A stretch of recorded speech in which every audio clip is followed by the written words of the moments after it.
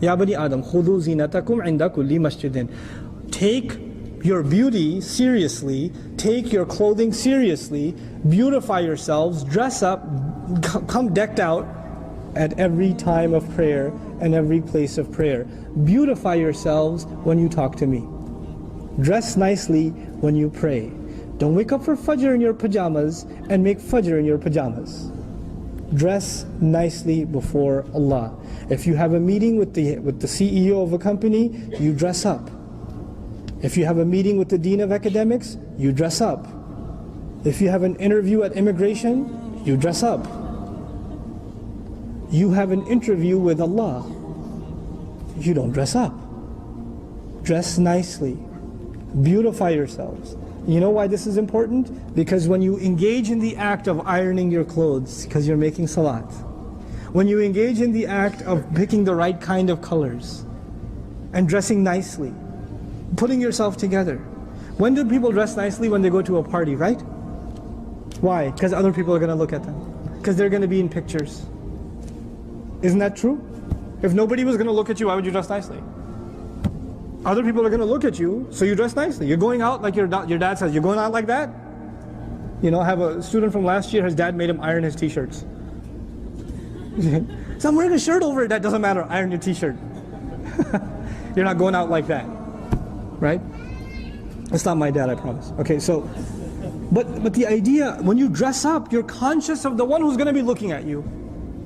If you dress up before you make salat, it will automatically make you conscious that what? What am I trying to say?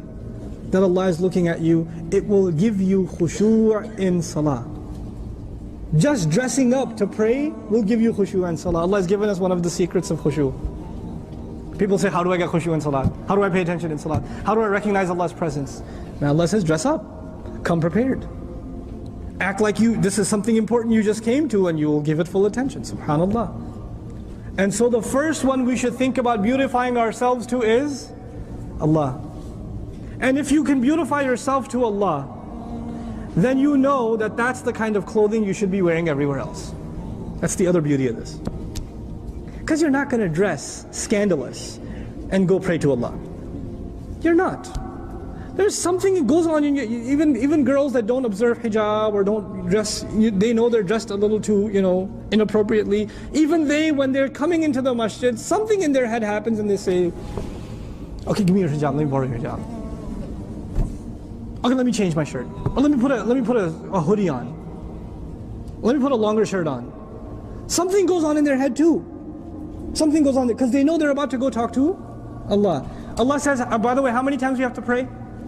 5 times. Which means if you're dressed up every time, that means in between those prayers you're not going to, okay, now that I'm done dressing up for Allah, now let me go dress all scandalous because it's time to go out in the world and show the world, I've been working out.